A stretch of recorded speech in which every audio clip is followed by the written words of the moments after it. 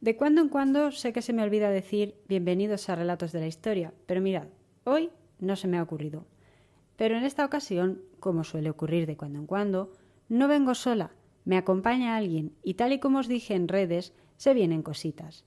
Hoy nos acompaña un auténtico experto, un invitado de lujo que nos va a hablar sobre dos, no una sino dos, de las obras literarias más famosas de la historia. Sé que los programas más orientados a tema literario, mítico, suelen publicarse los viernes, mientras que los lunes tocamos temas más de historia pura y dura. Pero es que, ¿qué queréis que os diga? Creo que os va a interesar bastante y que podéis disfrutarlo mucho. Así que sin más dilación, vamos a comenzar.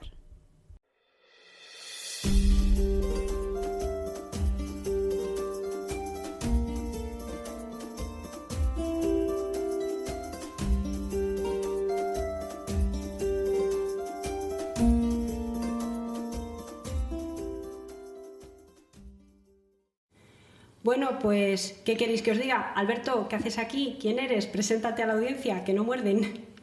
Hola, muy buenas a todos. Yo soy Alberto Menéndez Engra y para los que no me conocéis, yo he sido autor y redactor en el canal de divulgación Academia Play. Y estoy aquí porque voy a hablar de un libro que escribí junto a Javier Rubio Doncé, que se llama La mitología griega como nunca antes te la habían contado. Este es el tercer libro de la saga de Como nunca antes te lo habían contado. El primero era la historia del mundo como nunca antes te lo habían contado, el segundo, historia de España como nunca antes te lo habían contado, y el tercero es este del que vamos a hablar, aunque vamos a centrarnos en algunos episodios en concreto.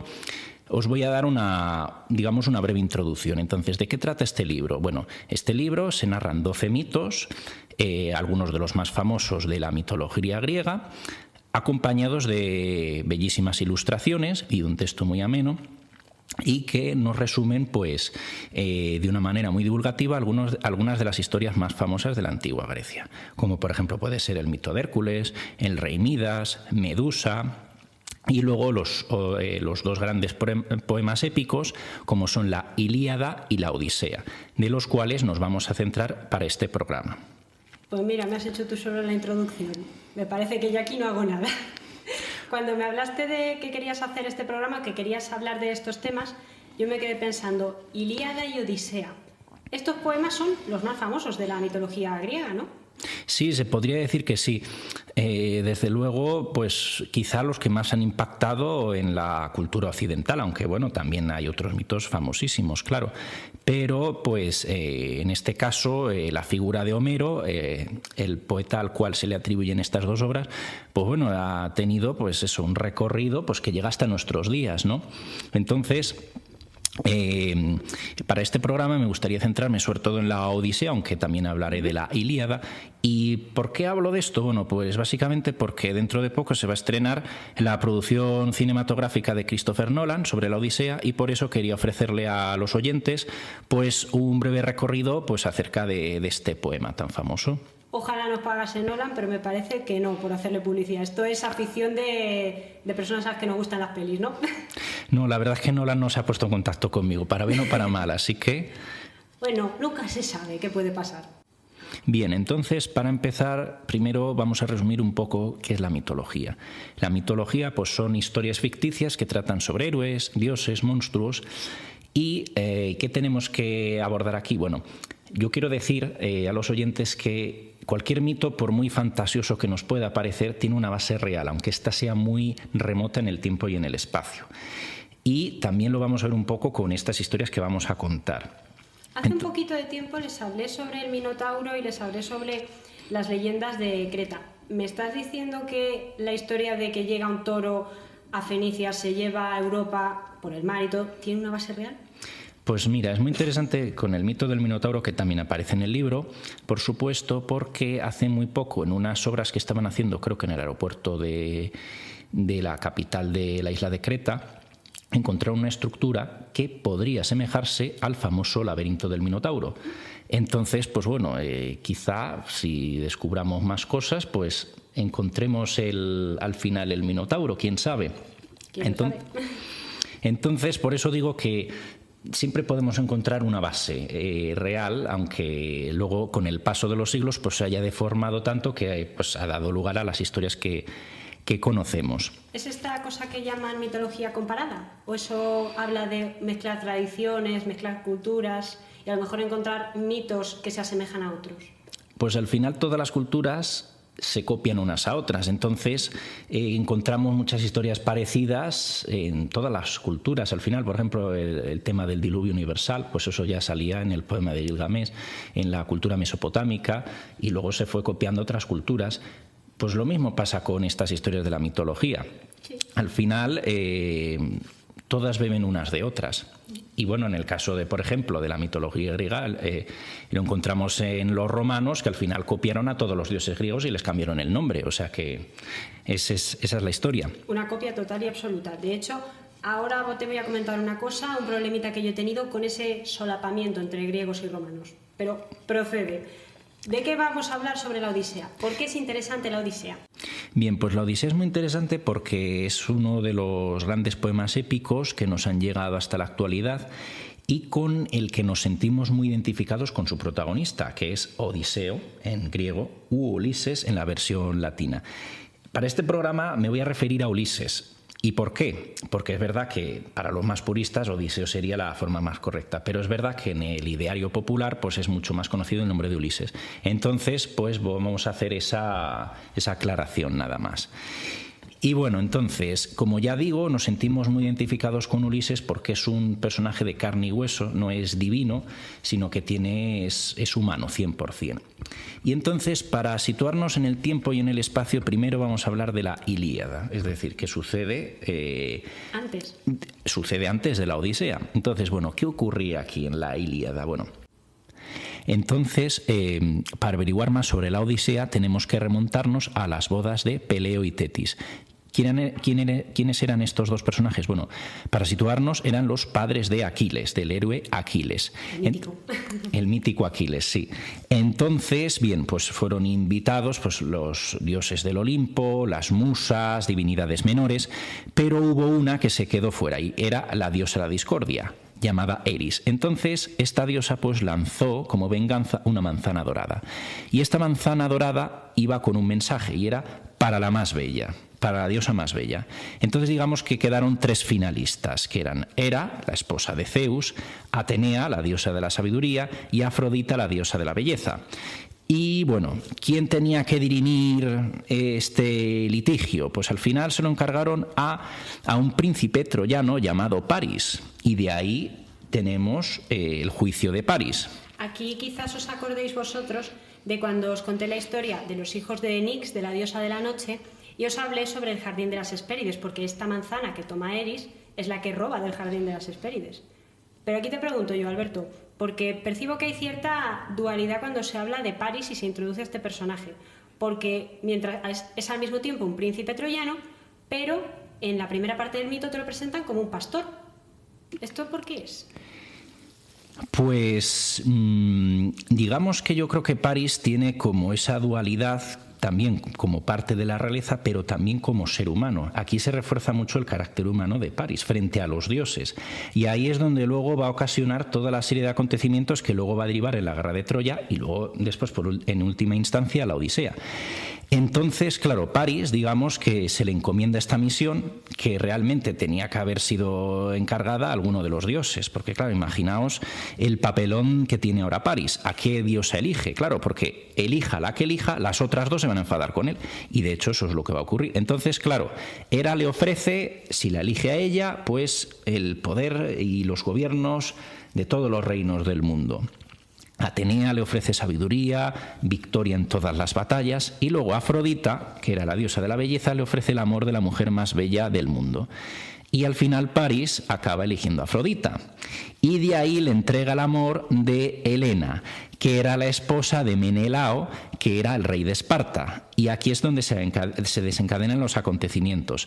Paris secuestra a Helena, o Helena se va con él por voluntad propia, y varias versiones, y bueno, se la lleva a Troya. cuando estaba de misión diplomática en Esparta. Entonces, bueno, se la lleva a Troya. A Menelao, como es lógico, no le hace ni puñetera gracia, perdón por la palabra. Es esperable, vamos a ver. Y entonces, bueno, encabeza una coalición de griegos contra la ciudad de Troya. Entonces va a estar Aquiles, va a estar Áyax, va a estar Agamenón, que era el rey de Micenas, y también a nuestro protagonista, que es Ulises, el rey de Ítaca.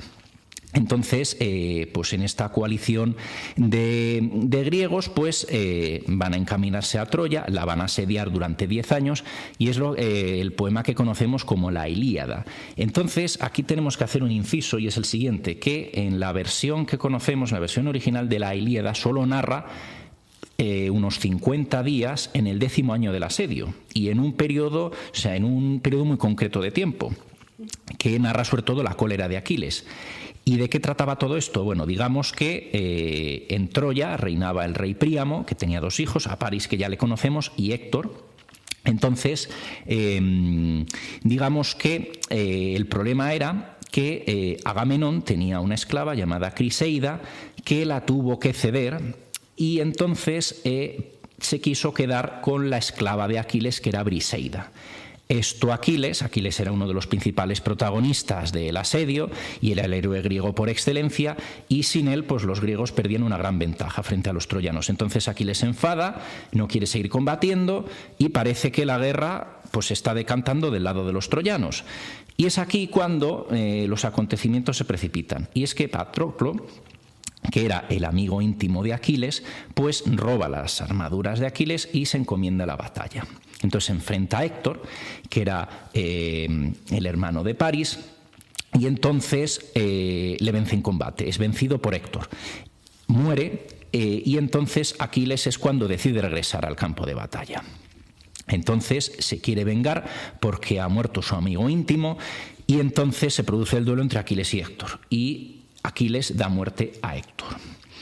Y es aquí cuando, pues bueno, Aquiles pues coge el cuerpo de Héctor, lo lleva a rastras tirado por un carro de caballos, bueno, y entonces al final Príamo le suplica a Aquiles que le devuelva el cuerpo de su hijo para darle el funeral que se merece. Entonces al final Aquiles se apiada de Príamo y entonces suceden los funerales de Héctor. Y esto, a grosso modo, es un poco lo que conocemos de la Ilíada, no conocemos mucho más. ¿Te puedo hacer una pequeña pregunta sobre esto? Porque, sí, claro, tú has explicado a grosso modo lo que se sabe que está en la Ilíada. Y bueno, eso sí, lo buscamos cualquiera de nosotros en la versión original, nos encontraremos eso, que empieza, bueno, la historia, la narración empezaría con pues la súplica del padre de Criseida porque le devuelvan a su hija. Básicamente empieza con eso. Todo lo anterior lo hemos reconstruido, digamos, a partir, tirando un poco de los fragmentos de la Ilíada, lo que podemos intuir también de la Odisea, o viene de algún otro, ¿hay otra fuente que pueda aportar más información sobre esa parte inicial de la historia? Pues también tenemos a la Eneida, que fue escrita por Virgilio, y entonces ahí es donde nos narra otros acontecimientos que ocurren en la Ilíada, como por ejemplo lo que luego va a ocurrir, que es el caballo de Troya ideado por Ulises. Entonces aquí ocurre otra, bueno, digamos, yo creo que es el pasaje más famoso de la Ilíada, precisamente, y es que, claro, llevaban ya muchos años de asedio y necesitaban urdir una estratagema. Entonces Ulises, que se va a destacar siempre por su astucia, pues va a encargar construir un gran caballo de madera, hueco por dentro, en el que va a meter unos soldados dentro, sin que los troyanos se den cuenta. Entonces lo van a dejar a las puertas de la ciudad de Troya, ellos fingen una retirada, esconden sus barcos, todo, y fingen que han perdido, y entonces este caballo sería como una especie de ofrenda. Entonces los troyanos, pues es verdad que algunos sospechan, pero al final, pues los que al final deciden quedárselo, pues son los mayoritarios, y entonces cuando cae la noche, claro, meten al caballo dentro de la ciudad, cae la noche y los soldados griegos salen. Machacan a todos los que hay dentro, abren las puertas, y entonces es cuando la ciudad de Troya pues sale ardiendo, salen llamas y la destruyen, toman todo tipo de prisioneros, y aquí es cuando se acaba la Ilíada. ¿no? Gracias a la astucia de Ulises. Entonces, claro, esta parte la conocemos gracias a la Eneida, pero no aparece en la Ilíada original que conoceríamos. Pero esto genera un problema, entiendo, porque si esa parte de la historia la conocemos gracias a Virgilio, a ver, Virgilio es ya de época romana, ¿no?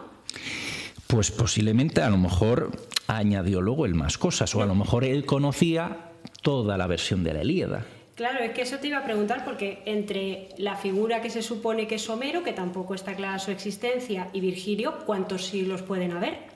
Pues bastantes, porque además, claro, es que estamos hablando de muchos siglos, porque según parece la versión escrita de la Ilíada, la versión más antigua es del siglo VIII antes de Cristo, y la Eneida es muy posterior, porque ya es del mundo romano. Entonces, claro, digamos que al final es una recopilación, pues, de muchas versiones. Entonces, al final, pues cada autor puede tener su propia versión, se puede basar en versiones de otros autores anteriores. Eso es un poco lo que ocurrió también con la cuestión homérica. Si realmente Homero es solo un autor o fueron varios que se fueron copiando unos a otros y añadiendo luego sus propios pasajes. Eso es una incógnita. Es que entonces es un misterio, tampoco se puede, deduzco, aquí me aventuro, que ya sabéis vosotros también que yo me lanzo a proponer muchas cosas a veces, quizás sea difícil aventurarse a decir dónde empieza Roma, dónde termina Grecia, o no se puede desligar toda esta mitología épica de la tradición romana o de la herencia que quieren tomar los romanos de Grecia. No, claro, no podemos entender Roma sin Grecia. Eso es así, porque además Roma es que toma toda la tradición griega y de hecho ellos se van a sentir en su propia mitología herederos de los troyanos, porque es Eneas el que, huyendo de Troya, el que luego después va a desembarcar en la península italiana y luego, con mucha posterioridad, van a ser sus descendientes los que van a fundar la ciudad de Roma. ¿Rómulo y Remo? Exactamente. Entonces, claro, al final, digamos que los romanos querían establecer una continuidad histórica con los griegos. Al final toda Europa se pelea por la herencia de los dos mismos, ¿eh? Exactamente. Al final, como hemos dicho anteriormente, todas las culturas intentan tomar elementos de las anteriores para, además, asegurar su legitimidad. Y es lo que va a ocurrir con Roma. Y entonces aquí es cuando, bueno, nos habíamos quedado en el final de la Ilíada, es decir, bueno, los griegos saquean Troya, toman prisioneros, botín, etcétera, etcétera. Esto luego les va a repercutir negativamente, porque luego los dioses les van a castigar. Es decir, los dioses se habían puesto de parte de los griegos, precisamente por esa traición de París, ¿no? Que había hecho, pues, y sin embargo, después, como por toda la destrucción que van a llevar a cabo en la ciudad de Troya, luego nuestros protagonistas las van a pasar canutas para luego regresar a sus hogares, como luego le va a pasar al bueno de Ulises, que es cuando empieza ya nuestra historia de la Odisea. Pues si te parece entramos en materia, porque llevamos unos 15 minutos, creo que con toda esta introducción los oyentes están más que listos para meterse en esta historia tan amplia y en parte aterradora para los lectores novatos como yo. Pues sí, la verdad, porque la historia de la Odisea, bueno, para empezar, ¿cuántas veces hemos dicho la expresión de esto es una odisea o menuda odisea? ¿Eso qué significa? Algo muy tortuoso, algo muy problemático, muy dificultoso. Entonces esto va a ser el viaje de regreso de Ulises a Ítaca, su hogar. Es decir, van a pasar otros 10 años hasta que regrese a su hogar y lo va a hacer en condiciones muy penosas para él. Vamos, igualito que cuando nosotros nos vamos de vacaciones familiares, todo español que se precie ha escuchado a su madre decir, ir con vosotros es una odisea. Efectivamente, entonces ahora nos vamos a meter en harina y vamos a hablar sobre la Odisea. Entonces, esta es una epopeya que está formada por más de 11.000 versos y divide en 24 cantos. Y aquí tengo que hacer un inciso y es el siguiente. Bueno, digamos que la Odisea, en su versión original, está desordenada cronológicamente. Es decir, empiezan casi al final, luego vuelven al principio, luego vuelven otra vez al mismo sitio. Entonces yo en mi libro lo he querido hacer de forma cronológica, porque yo creo que es más fácil para el lector seguir la historia desde el inicio hasta el final. Habrá quien diga que, bueno, que esto pues es que no debería ser así. Bueno, ha sido mi propia versión, que por supuesto es discutible, como siempre. Pero digamos que como es un libro más divulgativo, pues lo he querido hacer así, al igual que he tomado el nombre de Ulises en vez de Odiseo. Entonces, bien, digamos que salen de la ciudad de Troya, todos los héroes griegos regresan a sus respectivos hogares y entonces Ulises, junto con su flota, debe regresar a Ítaca. Pero como hemos dicho, este viaje va a estar lleno de dificultades y es lo que le va a ocurrir a nuestro protagonista. Digamos que van a recalar en la ciudad de Ismaro, donde la van a saquear, van a secuestrar a su sacerdote Marón y a él no le van a asesinar. Y a cambio de perdonar su vida, les va a regalar una serie de tinajas de vino que va a ser luego muy importante para los siguientes episodios de la historia. Entonces, se hacen con este botín y la expedición de Ulises va a ir recalando en diversas islas hasta llegar a su destino. Entonces, uno de los primeros destinos a los que se encuentra este señor Ulises es la isla de los Lotófagos. ¿Y esto por qué es? ¿Por qué es tan curioso este episodio? Digamos que este no es de los episodios más conocidos de Ulises, pero a mí me sorprendió mucho y es el siguiente. Cuando llegan a esta isla, sus habitantes parecen estar como viviendo en un sueño, son muy pacíficos, no recuerdan quiénes son. ¿Y qué es lo que ocurre? Están tomando la flor de loto y es una flor que provoca la pérdida de memoria. Entonces son incapaces de recordar quiénes son o de dónde venían o hacia dónde iban. Entonces a Ulises esto le parece muy sospechoso. Y hay un par de hombres que toman la flor de loto, invitados por sus habitantes, y de nuevo ocurre lo mismo, no recuerdan quiénes son, dónde están, y Ulises, viendo el peligro, decide huir de la isla y llevarse a los hombres drogados, casi a la fuerza, ¿no? Y decide irse de allí. También cualquiera diría, vamos a ver, vienen de una guerra, vienen de ver tanta destrucción, y a lo mejor los hombres decían, déjame que no quiero sufrir más, prefiero estar así. Claro, digamos que la Odisea se va a encontrar nuestro protagonista con muchos sitios que aparentemente estaría muy bien quedarse allí y olvidarse de Ítaca, pero luego veremos más adelante cómo el destino de Ulises al final era regresar a su hogar, aunque muchos destinos sean muy tentadores para él, como iremos viendo a medida que desarrollemos el relato. Entonces, después de la isla de los Lotófagos, aquí ocurre uno de los episodios más célebres de la Odisea, que es el encuentro con el cíclope Polifemo. ¿Y qué eran los cíclopes? Digamos que eran unos gigantes que se alimentaban de carne humana, por general de muy mal carácter, y tenían con la característica de que tenían un solo ojo en la frente. Es decir, ya nos podemos imaginar qué tipo de criaturas eran. Entonces llega aquí nuestro amigo Ulises, acompañado por una serie de hombres, y deciden internarse en la isla. Entonces ven que hay un ganado con ovejas bastante grandes, por cierto, y ven que luego hay una cueva.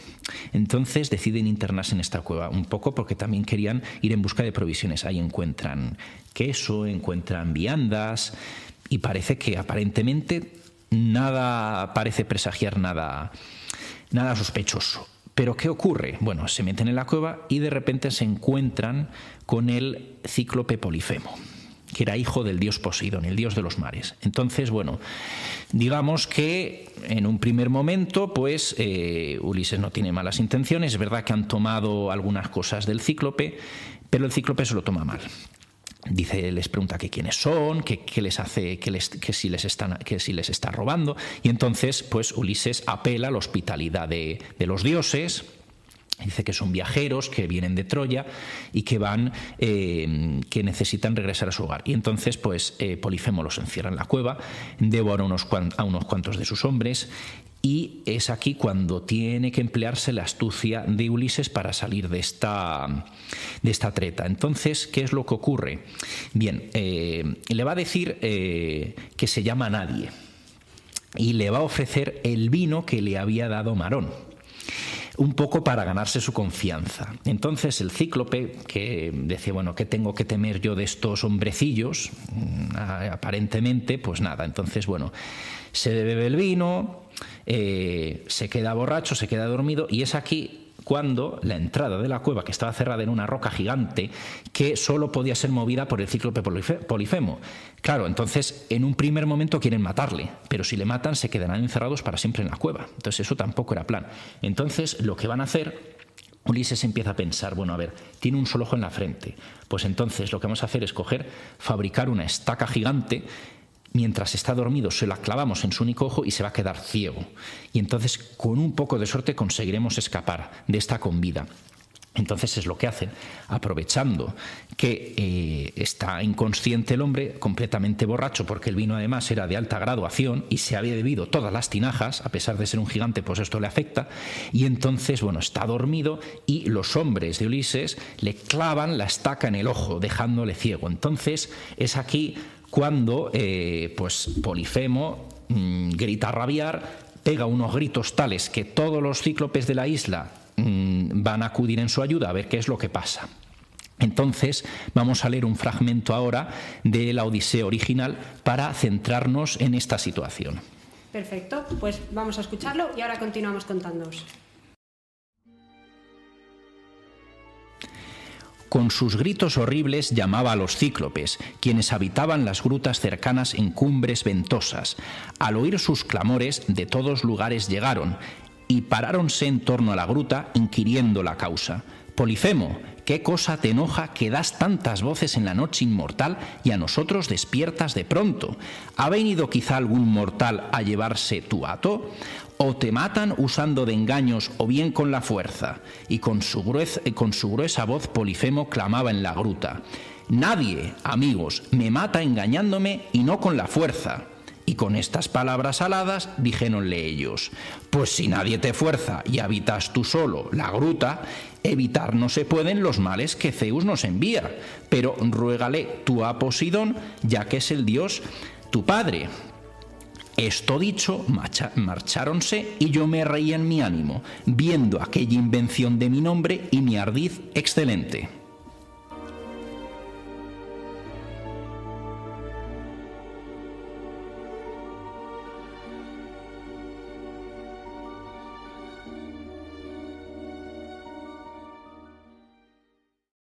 Pues menuda aventura la que se montan con los cíclopes, ¿no? Por cierto, me he dado cuenta de un detalle, creo que Homero tiene una incongruencia en su propio libro. Porque si me has dicho antes que los cíclopes se alimentan de carne humana y en la cueva tenía queso, eso no tiene sentido. Bueno, digamos, a ver, aparte de carne humana también comían más cosas. Entonces es que son omnívoros. Sí, es verdad. Digamos, buena apreciación. Claro, a ver, los cíclopes tenían ganado, tenían también, pues, en fin, se alimentaban de muchas cosas. Pero si venían humanos a su isla, pues oye, también se dan un festín con ellos. Bueno, un festín, un pisco labios, porque más no les da. Bueno, vamos a continuar si quieres. De hecho, Polifemo pues devora a buena parte de los hombres de Ulises, al menos los que se encaminaron con él, y al final, claro, digamos, nos hemos quedado con el fragmento de que le dejan ciego. Pide ayuda al resto de cíclopes, pero como ha dicho Ulises que él se llama nadie me ha herido, pues entonces dicen, bueno, pues si nadie te ha herido, pues entonces, ¿qué hacemos nosotros aquí? Y entonces, bueno, Polifemo jura venganza.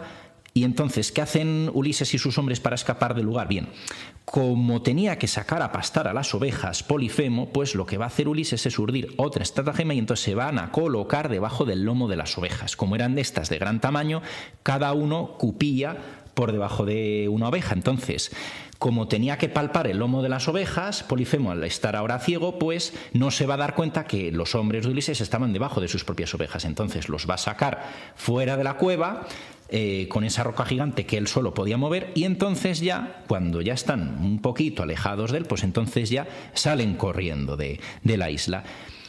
Y cuando ya están en el barco, aquí comete un error Ulises, y es que Ulises, digamos que no va a ser el prototipo de héroe 100% bondadoso con todas las virtudes humanas, no, él también comete errores y a veces también le puede la imprudencia y la soberbia. Y es aquí cuando le dice a Polifemo que sepas que es Ulises, el rey de Ítaca, el que te ha herido. Y entonces aquí Polifemo pues luego va a clamar venganza ante su padre, el dios Poseidón, que esto luego le jugará una mala pasada al propio Ulises. De hecho, le arroja una piedra gigante Polifemo cuando ya se están alejando de la isla y por poco les hunde a toda la tripulación. Y esto por ese comentario inapropiado de Ulises. Pero sigamos con el periplo. Entonces ahora llegan a la isla de Eolo, que era el señor de los vientos. Y es aquí cuando llegan a esta isla que Eolo les ofrece ayuda, porque Ulises le cuenta su historia y entonces le ofrece un odre en el que están contenidos los vientos desfavorables. Entonces no lo deben abrir hasta que pasen 10 días. Y entonces les llevará de camino a Ítaca directamente. Y es aquí cuando pues este odre lo lleva Ulises durante 9 días y 9 noches junto a él, y no va a dormir Ulises, no va a descansar, pues teme que alguno de sus hombres abra el odre y se desencadene una tempestad. Entonces, ya en el 9º día ya no puede más y se echa a dormir. Y es aquí cuando los hombres de Ulises, pues creyendo que había joyas u oro o lo que fuera dentro del ofre, pues entonces lo van a abrir. Entonces, abren el odre, se levanta una tempestad de 1000 demonios, y es aquí cuando Ulises se despierta y están ya llegando a las costas de Ítaca. De hecho, lo puede ver en el horizonte y ven cómo se va alejando irremediablemente de su hogar. Y claro, pues ahora otra vez vuelta a empezar. De hecho, van a intentar regresar otra vez a la isla de Olo, pero Olo ya no los quiere ayudar. Ya les ha ayudado una vez, pues se escapó esta oportunidad. Y entonces van a seguir otra vez y se van a encontrar con los lestrigones. ¿Y este lugar en qué consistía? Bueno, digamos que los lestrigones eran parecidos a los cíclopes, pero digamos que eran gigantes también, y también van a ser poco amistosos. Como Ulises ya había sufrido el percance con los cíclopes, pues va a enviar a 2 hombres en busca de ayuda, y es aquí cuando se encuentran a un habitante del lugar que les lleva directamente ante su rey, Antífates, pero con la mala suerte de que también los quieren devorar. Entonces al final tienen que salir huyendo de los lestrigones, mientras todo el ejército de Antífanes les va a perseguir. Y de hecho, solamente el barco de Ulises se va a salvar, porque el resto de barcos estaban con una especie de puerto natural, y entonces les van a arrojar piedras a todos los barcos de Ulises, y solamente el barco de Ulises, que estaba mucho más alejado de ese puerto natural, va a ser el único que va a conseguir escapar de la isla. Entonces digamos que este es el episodio pues con mayor mortalidad porcentual dentro de las aventuras de Ulises, el episodio con los lestrigones. O sea, fíjate si ya llevamos pérdidas en el camino. Es decir, ya tenemos pues, que el cíclope Polifemo, los lestrigones, y todavía les va a quedar tela. Así que bueno, después de los lestrigones van a recalar en la isla de la hechicera Circe, que es uno de los personajes prototípicos de las aventuras de Ulises. De los más famosos. Sí, en la isla de Ea. ¿Y quién era esta hechicera Circe? Era hija del dios Helios, el dios del sol. Y tenía muchos poderes. Uno de los poderes que tenía era el de convertir a los hombres en animales. Y de hecho esto es lo que va a suceder. Digamos que en esta isla, pues Ulises se va a quedar también a salvo, y va a enviar a una serie de hombres, entre ellos a su lugarteniente Euríloco, a averiguar más sobre esta isla, a ver qué misterios desentraña en este lugar. Entonces, bien, vienen aquí una serie de hombres y van a observar cómo hay animales, tigres, leones, pero muy dóciles, que se les acercan a ellos para que les acaricien. Algo es extraño aquí, ¿no? ¿Por qué estos animales salvajes son tan dóciles, tan amistosos con ellos? Bueno, entonces les recibe Circe, la gran hechicera Circe, en su palacio, y es aquí también. Ahora nuestra amiga Marta nos va a leer otro fragmento de la Odisea, en el que va a narrar cómo esta hechicera Circe les engaña a los hombres de Ulises para convertirlos en cerdos, precisamente. Y aquí hago un inciso, y es que Euríloco, que era el lugarteniente de Ulises, no se fiaba del todo de esta hechicera y se va a quedar fuera. Y es aquí cuando les vamos a narrar este episodio. Esto dijo, y mis hombres alzaron la voz y llamáronla, y abrió ella la puerta magnífica, y dijo que entraran. Y mis hombres, incautos, siguiéronla todos a una. Solo Euríloco fuera quedó, recelando un engaño, y ella dentro les hizo sentar en sitiales y sillas, tomó queso y harina y miel verde, y mezcló todo ello con un vino de pramio, y echó dentro de él perniciosas drogas, para que no recordaran jamás a su patria. Los sirvió a cada uno, y mis hombres bebieron, y entonces los tocó con su vara, y después los metió en sus pocilgas. Y de puerco tenían la voz, la cabeza y las cerdas, y hasta el cuerpo, y no obstante, tenían las mientes de antes. Encerrados estaban llorando, y echábales Circe, como pasto, fagucos, bellotas y frutos de cono, lo que comen los cerdos que suelen echarse en la tierra.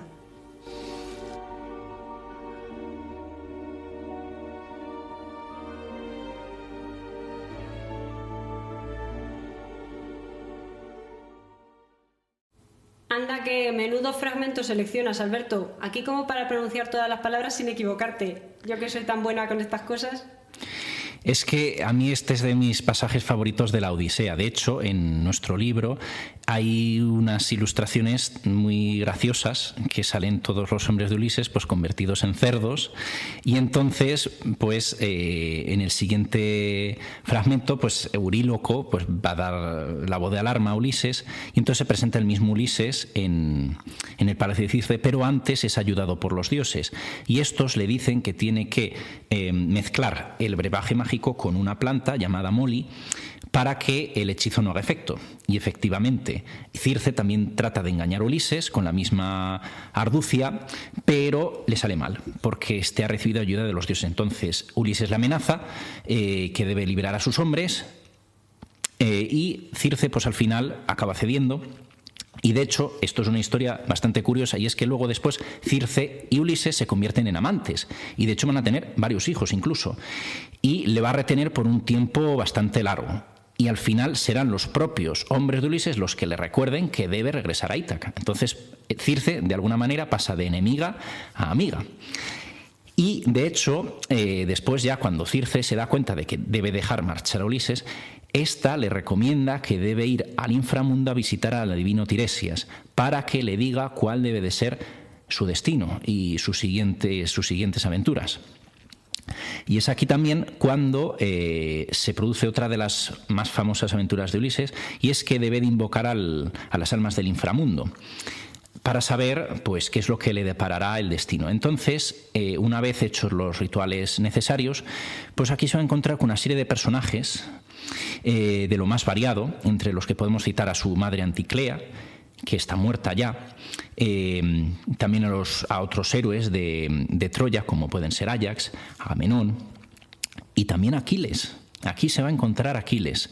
Y de hecho, Aquiles, el diálogo que se va a producir entre estos dos héroes es uno de los más famosos de la Odisea, yo diría de la literatura universal, y que nos da una gran lección de vida. Y es aquí el que ahora les voy a narrar a los oyentes a continuación. Vale, en ese caso hacemos otra pequeña pausa, pero os prometo que merecen la pena. Por cierto, a pesar de la dificultad, reconozco que la historia de Circe es muy graciosa. ¿No, Alberto? Sí, la verdad es que la historia de Circe es de mis favoritas, sin duda. Tiene un punto cómico, incluso. Oh, tú, Aquiles, Peleida, el mejor de los hombres de Acaya, vine aquí a visitar a Tiresias, pidiendo consejo sobre cómo volver a encontrarme en la aspérrima Ítaca. No he podido acercarme aún a Acaya, ni he entrado siquiera en mi patria, pues siempre y sin tregua padezco infortunios, mas no hay hombre ni habrá tan feliz como tú eres, Aquiles, puesto que antes, en vida, te honraban los hombres de Argos, como a un dios, y ahora aquí sobre todos los muertos gobiernas, y por esto, oh Aquiles, no debe apenarte estar muerto. Dije así, y enseguida él repuso con estas palabras: no le des consuelo a mi muerte, magnámino Ulises, mas quisiera ser un labrador en la tierra de otro, de quien bienes no tiene y apenas procura a su vida, que ser rey y mandar sobre todos los que fenecieron.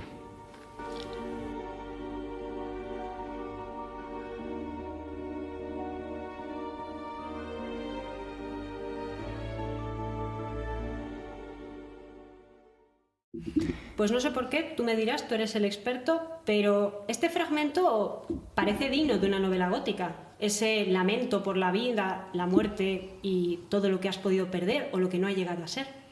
Pues sí, la verdad es que esta reflexión que hace Aquiles a Ulises es una de las más profundas de la Odisea y de la literatura. Claro, la muerte siempre ha estado presente en el ser humano y es pues el destino al que todos nos vamos a enfrentar, ¿no?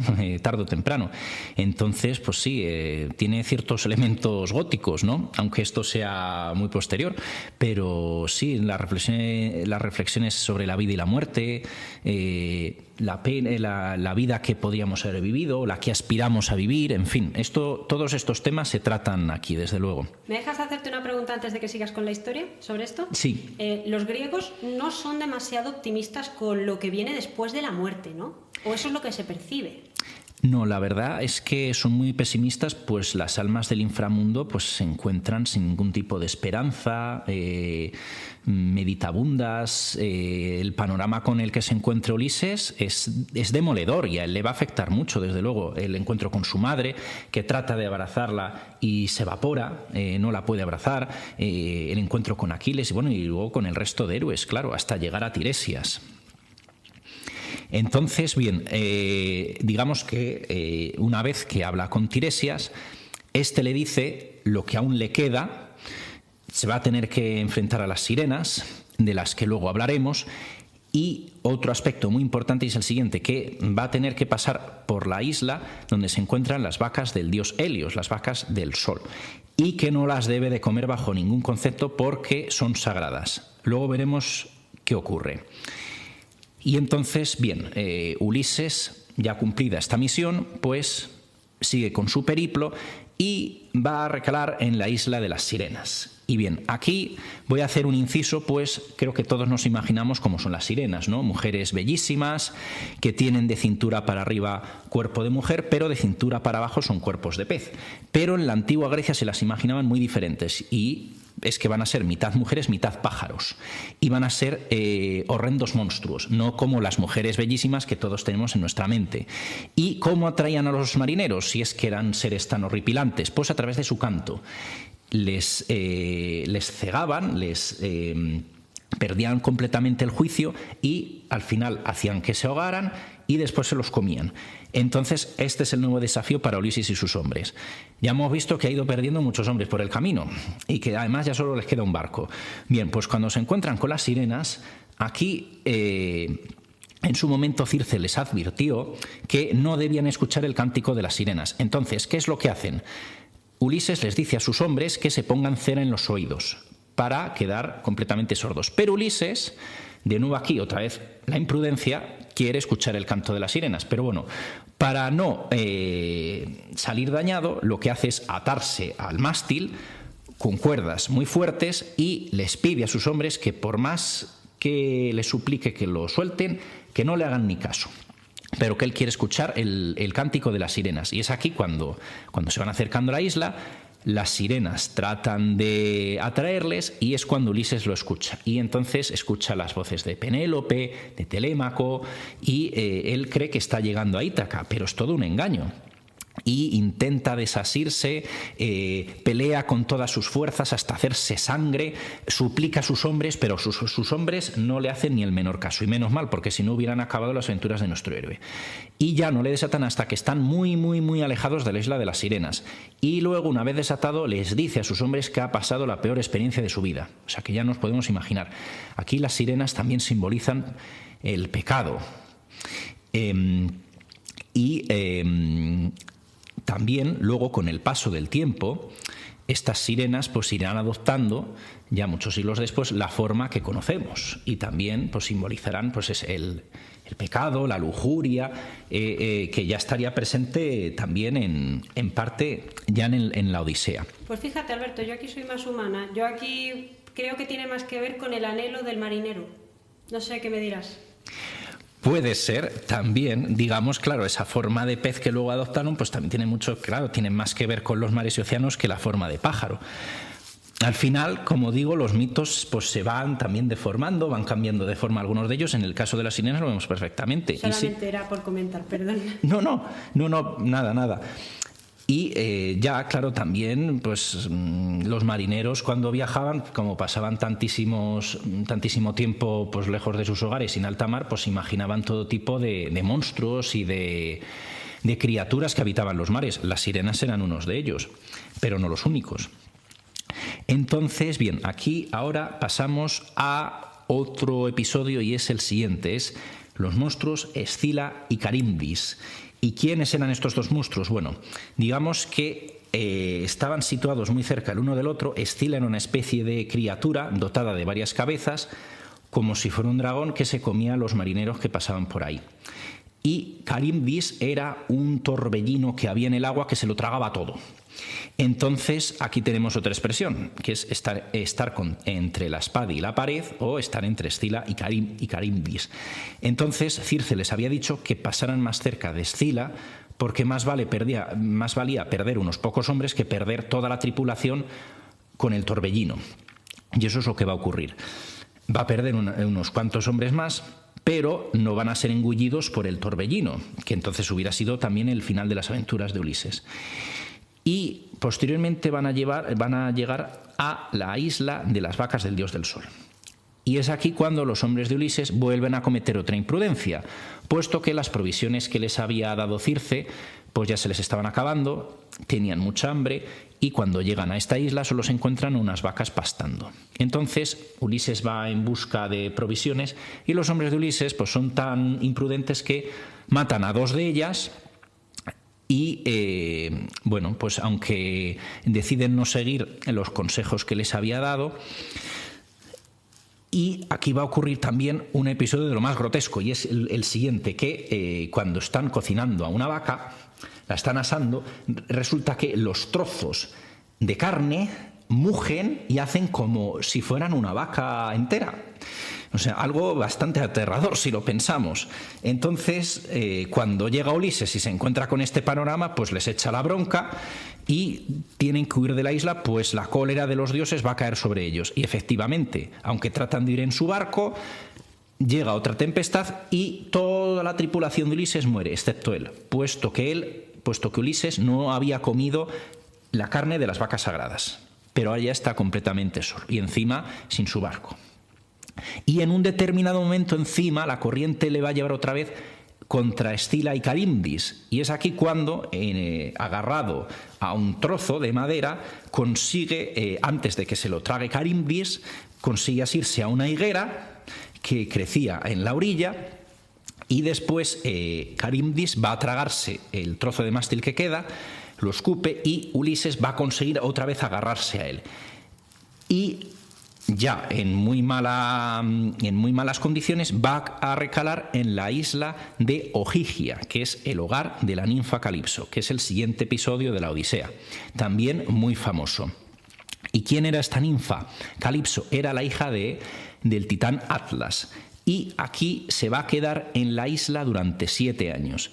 Se van a convertir también en amantes. Como hemos visto, Ulises va a tener varias amantes a lo largo de sus aventuras y va a pasar un total de 7 años, según la versión más auténtica.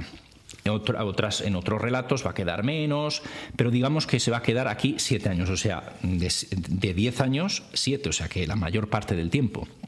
¿Y Calipso qué le va a ofrecer a Ulises? Bueno, le va a ofrecer la inmortalidad y la juventud eternas. O sea que son 2 premios pues bastante considerables, ¿no? Pero es aquí cuando los dioses han de intervenir para que Ulises regrese a su hogar. Entonces acaban convenciendo a Calipso de que tiene que dejar marchar a Ulises para regresar con su esposa Penélope y su hijo Telémaco. Y es aquí cuando Calipso pues le ayuda a construir una balsa para de una vez por todas regresar a Ítaca, que ya se estaba retrasando bastante. ¿Y qué es lo que va a ocurrir? Bien, nos acordamos de Polifemo, que había jurado venganza ante su padre Poseidón para que se vengara de Ulises por haberlo cegado. Bien, pues aquí Poseidón va a hacer de las suyas. Si bien es verdad que algunos dioses, como por ejemplo Atenea o Hermes, van a ayudar a Ulises en su misión, Poseidón va a hacer todo lo contrario. Le va a ocasionar un naufragio, me enviará una tormenta, y entonces Ulises, en un último instante, va a conseguir la ayuda de Leucotea, que era la diosa del mar, y va a conseguir salvarse, pero va a estar ya, pues imaginaos en qué estado. Entonces consigue llegar a la isla de los Feacios, que era una isla que ya no estaba muy lejos de Ítaca. Y es aquí cuando ya completamente, pues eso, desnutrido, desnudo, malherido, va a llegar pues en unas condiciones paupérrimas. Y es aquí cuando se lo encuentra la hija del rey Alcino, Nausica, que va a ver en él pues algún porte noble. Es un náufrago muy extraño. Ulises va a perder la memoria, ya no recuerda quién es, y entonces le lleva ante su padre. Y bien, pues deciden cuidarle, le dan ropas nuevas y bueno, pues organizan una serie de juegos Ulises va a participar en ellos, se dan cuenta de que, pues sí, parece un hombre de porte noble. Incluso a Alcino le va a proponer a su hija Nausica que se case con él. Y entonces es aquí cuando invitan a un Aedo, que es una especie de músico, como un trovador, ¿no? Algo así, en la antigua Grecia. Entonces, este Aedo les va a narrar las aventuras de la guerra de Troya. Y es aquí cuando Ulises empieza a recordar quién es. Y se echa a llorar. Y entonces todos los presentes a la fiesta le dicen: ¿pero por qué lloras, Ulises? Entonces es aquí cuando Ulises ya les empieza a narrar todas sus aventuras, de principio a fin, todo lo que le había ocurrido desde el principio. Y entonces Alcino, pues totalmente conmovido, le ofrece un barco para que pueda regresar a Ítaca, a su hogar, al que era su hogar. Entonces se está cumpliendo la profecía, porque Tiresias le había dicho que iba a regresar a su hogar en un barco extranjero y completamente solo. Entonces, de Feacia encamina el regreso a Ítaca, y es aquí cuando, al regresar a Ítaca, se encuentra con una sorpresa, y es que ahora hay un número de pretendientes que desean desposarse con su esposa Penélope. Entonces aquí tiene que urdir otra estratagema, porque si se presenta ahora, cuando hay un montón de pretendientes que quieren usurpar su lugar, pues puede que le asesinen. Y entonces ya se acaban las aventuras.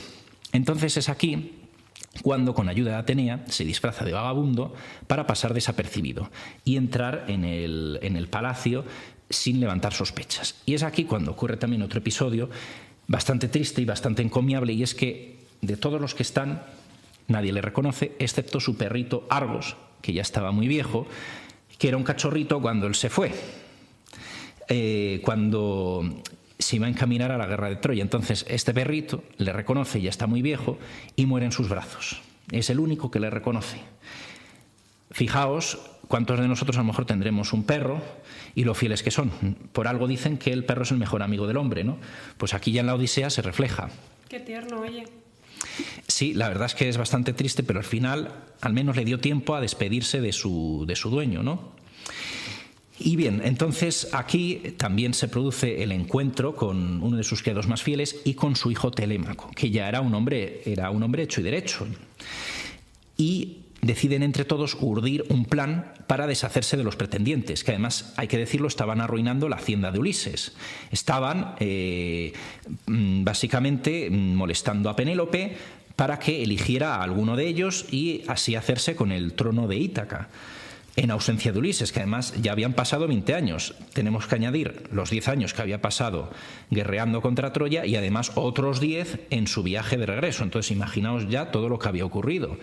Entonces aquí es cuando se produce digamos el duelo final. Penélope les propone a todos, bueno, hay que decir que los pretendientes, al ver a Ulises disfrazado de vagabundo, pues se ríen de él y dicen: pero bueno, ¿y este de qué va? Pero bueno, entonces dicen: bien, tenéis que utilizar este arco, que era el arco de Ulises, y entonces debían de tirar una flecha y pasarla por el agujero de los ases de 7 hachas. A veces son 10, 7, en fin, el número varía. Entonces, bueno, lo intentan todos los pretendientes y es un desastre. Y entonces llega Ulises, consigue tensar su arco y realiza el duelo con éxito. Y es aquí cuando tanto Telémaco como él habían escondido todas las armas de los pretendientes, y así, cuando al final él es el que gana, dan muerte a todos los pretendientes y así se quedan sin enemigos que les puedan hacer sombra. Pero todavía Penélope no ha reconocido a su marido. Penélope solo se ha fijado en aquel vagabundo, pero todavía no ha mostrado su verdadera identidad a Ulises.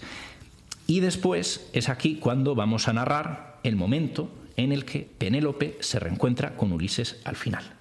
Es decir, ya estamos llegando al final de nuestra historia. Y ahora nos lo va a narrar nuestra amiga Marta. Aún así, la amiga Marta tiene que hacer una pregunta. Es decir, no lo reconoce su esposa, que lo había conocido, se había casado con él y demás, y lo reconoce su hijo, que se acordaría de él de cuando era un bebé, o casi no se acordaría de su padre. Digamos que Ulises se descubre antes a su hijo, sí, pero deciden posponer la verdad a Penélope. Vale. Por el tema de los pretendientes. Claro, tienen que asegurarse de eliminar a los pretendientes antes de encontrarse finalmente con Penélope. Porque, claro, esta era una situación muy peliaguda para Ulises. Entonces, entre, digamos, los criados más fieles a Ulises, con la ayuda de Telémaco, pues deciden urdir esta estratagema para así enfrentarse a ellos y eliminarlos. Y ya no dejar... digamos, dejar todo atado y bien atado, ¿no? No dejar títere con cabeza o, como se dice, cortar por lo sano. Exactamente, además, literalmente hablando. Entonces, si te parece, vamos a narrarlo. Y ahora seguimos comentando. Quedaos los que seáis más frikis porque ahora viene la parte más chula. Bueno, todo ha sido muy chulo, debo decir. No te enojes conmigo, Ulises. Tú, el más avisado de los hombres. Los dioses nos dieron la desventura. No quisieron que la mocedad los dos juntos gozáramos, ni que juntos llegáramos ante el umbral de ser viejos. Pero ya no te enfades conmigo ni te encolerices, si al momento de verte no te acaricié como ahora, porque mi ánimo, dentro del pecho, sintió siempre el miedo de que un hombre viniese a engañarme con buenas palabras, pues son muchos los que han meditado perversos ardides.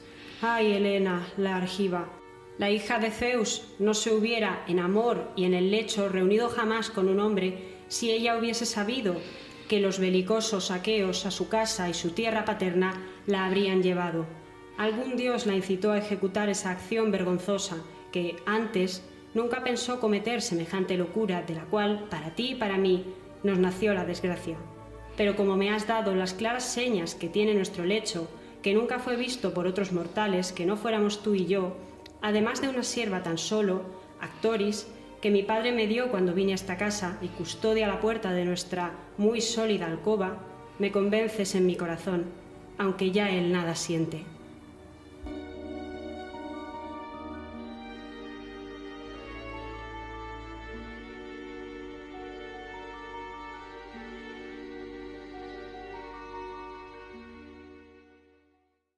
Pues para terminar ahora los minutos que quedan este ratito y también para ir un poco reflexionando, llegando a lo que es acabar la historia, háblame de Penélope, Alberto, porque de ella, bueno, a ella siempre nos referimos como esa mujer que teje y desteje la noche y el día. Claro, digamos que Penélope también tiene que intentar ganar tiempo, entonces durante el día va a tejer la mortaja de Laertes, que era el padre de Ulises, pero por la noche destejía y así pues digamos que retardaba el tiempo que debía de elegir a alguno de los pretendientes que querían desposarse con ella.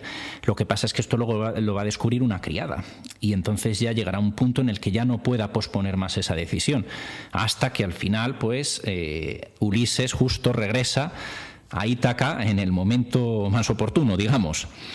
Y entonces Penélope pues representa, digamos, el arquetipo de mujer griega que todos esperaban pues que guardara su fidelidad, la lealtad a su marido, pasase lo que pasase. Al contrario de lo que hacía Ulises con sus amantes, y comparando estas dos situaciones. Entonces Penélope, digamos que representa pues eso, ¿no? La constancia, la lealtad, la fidelidad, en contra de todo y de todos. Es un personaje que no sé qué opinarás tú, pero parece que con el paso del tiempo también, entiendo que con el cambio de religión, que ahí luego sería meterse en un brete, pero bueno, tiene unos valores y una representación que se valora mucho en la actualidad. La idea de fortaleza, constancia, lealtad, son cosas que casi todos asumimos como cosas buenas que puede tener un personaje. Sí, digamos que a Penélope no se le puede reprochar nada. De hecho, bastante aguantó, ¿no? la ausencia de su marido durante 20 años. Si nos ponemos a analizarlo concienzudamente. Se pierden toda la vida juntos. Claro, y además también se pierde en el crecimiento, Ulises se pierde el crecimiento de su hijo Telémaco. En fin, es que se ha perdido tantas cosas que al llegar, pues claro, imagínate, ¿no? O sea, ¿qué sentimientos puede haber? Es verdad que, claro, la Odisea, cuando nos ponemos a analizarla, tendría un final feliz. Es curioso esa pregunta porque sería a medias, ¿no? Sí, es verdad, al final se reencuentra con su mujer y su hijo, pero ¿a qué precio, no? ¿Cuántos años han pasado? ¿Y en qué condiciones? ¿No? Y entonces eso también nos hace reflexionar sobre nosotros mismos, ¿no? Al final, digamos que la Odisea podría ser como una especie de viaje arquetípico, una experiencia vital, el aprendizaje de la vida, en la que nos vamos a encontrar sufrimiento, pero también constancia si perseveramos en nuestros objetivos. Digamos que se han sacado múltiples significados de la Odisea. Yo creo que tantos como personas hay, porque cada uno de nosotros nos podremos sentir identificados con Ulises de una manera u otra. Porque además Ulises, a diferencia de otros héroes, como pueden ser a lo mejor Hércules o Teseo, Perseo, digamos que él es completamente humano. Él tiene sus virtudes, tiene sus defectos, entonces por eso nos sentimos, digamos, tan arraigados en esta historia. Al final, la Odisea también podría ser interpretada como un viaje del alma, ¿no? Hasta nuestro hogar, hasta nuestros orígenes, hasta Ítaca. Es decir, a Ulises se le ofrece muchas cosas. Calipso le ofrece la inmortalidad, la juventud eternas, pero no, él debe regresar a su hogar. Él debe regresar a lo que él siempre fue, ¿no? Entonces esto nos hace también, reencontrarnos con nosotros mismos. También otro de los significados de la Odisea es, digamos, la astucia versus fuerza bruta. Ulises debe ingeniársela siempre para salir airoso de cada situación, no empleando a lo mejor la fuerza, como a lo mejor empleaba Aquiles, ¿no? En la Ilíada. No, aquí digamos que la inteligencia, la astucia juegan un papel clave en esta historia. Vamos, lo vemos claramente con el cíclope Polifemo, ¿no? Ulises nunca se hubiera podido batir en duelo contra Polifemo y ganar, ¿no? Entonces tenía que utilizar otras artimañas. Entonces, digamos que esa búsqueda del hogar, ¿no? Esa búsqueda de nuestros orígenes es lo que se ve reflejado tanto en la Odisea. Y ahora te pregunto yo, Marta, tú ya una vez visto todo este pequeño resumen, ¿no? ¿Qué podemos sacar de la Odisea en tu humilde opinión? En mi humilde opinión de persona que ha venido aquí a pasar el rato, pues no te sabría decir, pero a mí se me ocurre, lo que se me viene a la mente cuando pienso en todo lo que me has contado y en lo que haya podido leer yo y demás, es, fíjate tú, una frase de una canción de Sabina. No sé si conoces la canción de Con la frente marchita, o si alguno de los oyentes la conoce, pero hay una frase de la canción donde dice: no hay nada peor que añorar lo que nunca jamás sucedió. Y yo creo que la Odisea, de alguna manera, es una historia, no sabría decir si un viaje vital, entiendo que sí, pero creo que te habla de lo que es la constancia, de lo fácil que es perder la esperanza, perder las ganas, en este caso, en el caso de Ulises, de reencontrarte con el hogar, con la familia. Y no sé por qué, me recuerda un poco a lo que es la vida de todos nosotros. ¿Cuántas veces nos podemos entretener con el trabajo, con los estudios?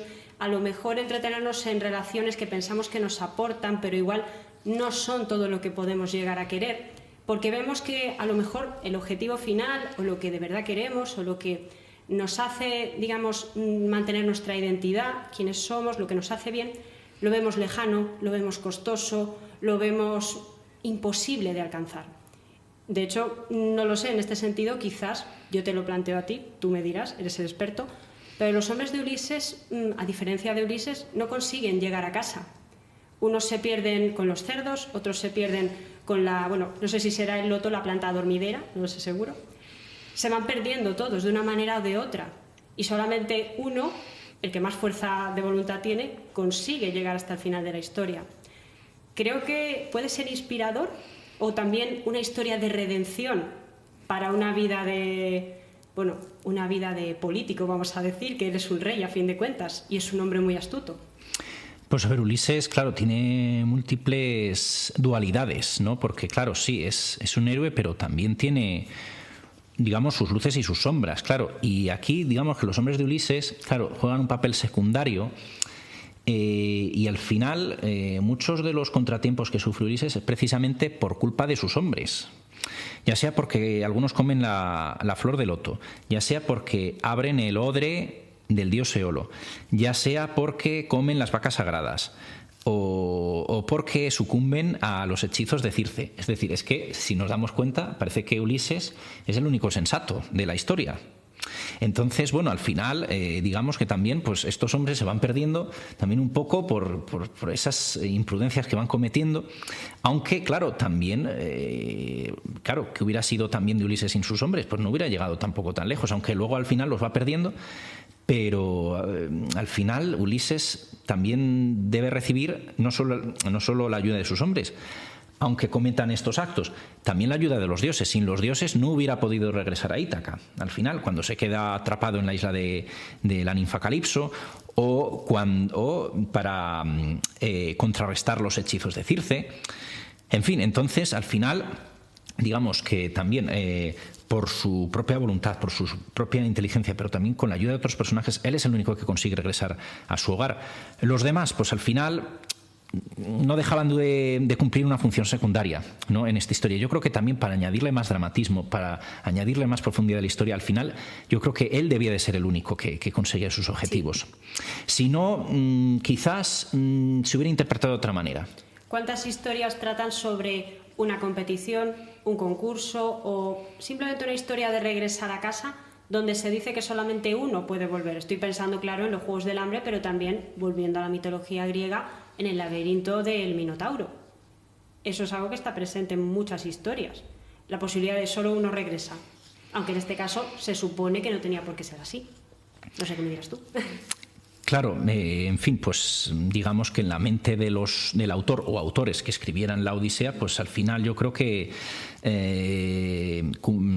predominaba esta visión, ¿no?, tan pesimista de la vida. Digamos que, bueno, y la Odisea al fin y al cabo termina más o menos bien, pero es que la mayoría de los mitos griegos acaba fatal. Sí.